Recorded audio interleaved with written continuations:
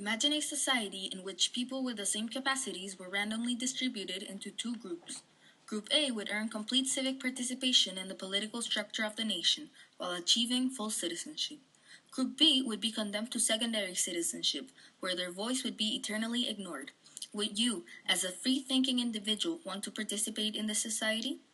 Up until the 20th century, women were forced into what was previously referred to Group B, with no right to vote or to operate a political position. Over the course of this century, American women continued to fight for equality using peaceful yet effective methods, eventually achieving the passing of the 19th Amendment in 1919.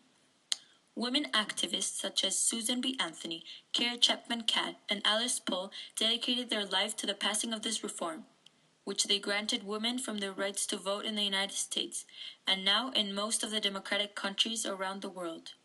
But the real question is, to what extent did individual women influence nonviolent protest in American societies from 1910s to 1920s? To respond to this question, we will look at these individuals and assess their importance and contribution in shaping this movement. The first woman we will consider is Susan B. Anthony, who was a social reformer and women's rights activist who played a significant role in achieving this movement.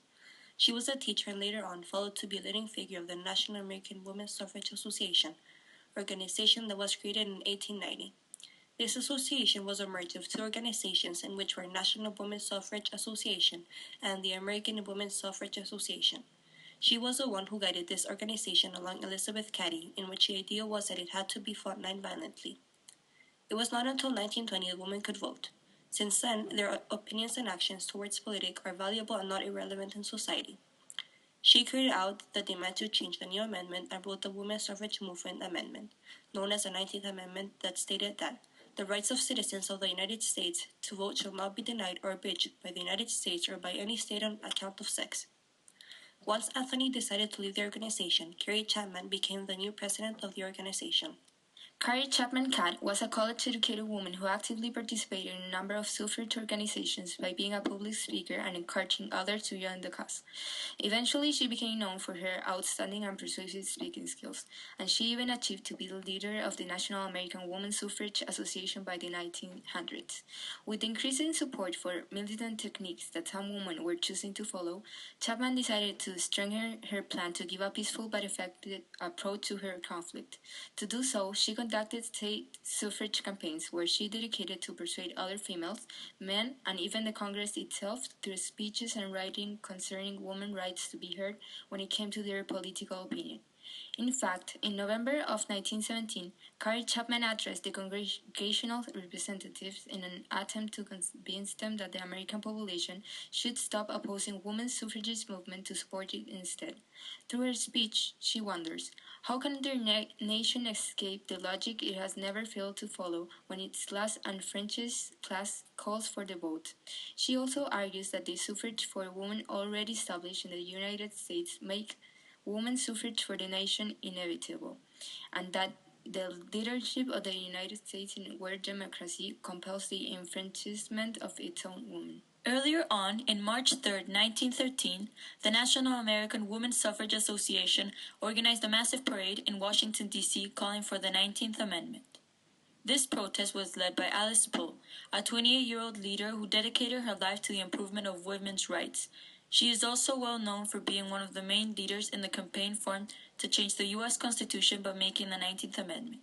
As she stated, this world crisis came about with women having anything to do with it. If the women of the world had not been excluded from world affairs, things today might have been different. The 1913 movement featured 8,000 marchers, in which 100 marchers had to be hospitalized, and many were considered ridiculized within the crowd. Nevertheless, the parade had more than 10,000 of spectators, in which many were strongly affected by this movement and manifested themselves in other states.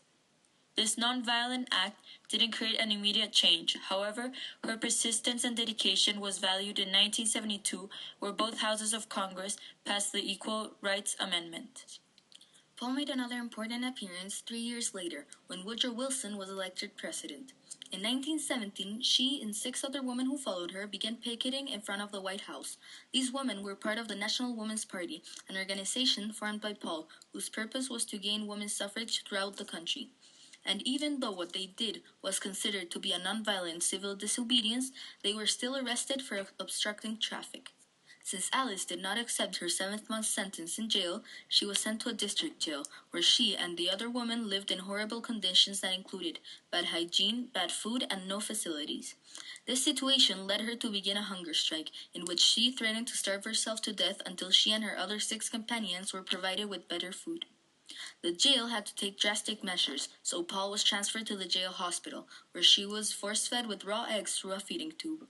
This was an action that alarmed the Congress by eventually leading them to consider women's suffrage as a war measure, and finally incentivizing them to make a constitutional amendment.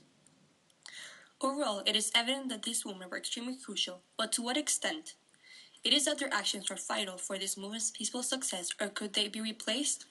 Or more importantly, was this the only factor that defined the position women could carry after their fight within the American society?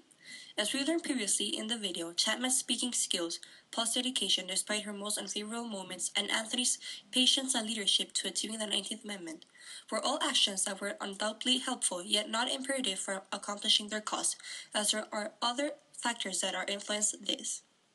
First of all, women hearts all around the country were filled with resentment, as they had been forever treated with inferiority for their sex. They had no power nor influence in their society, as they felt it was ironic that the United States dignified to call themselves a democratic country when they were excluding half of the population from political decisions. Lastly, World War I could be said to be the source that gave women the strength and power to fight for their voice, as they covered for the work that men left aside to fight as soldiers. Thusly, women for the first time were feeling that they were serving their country.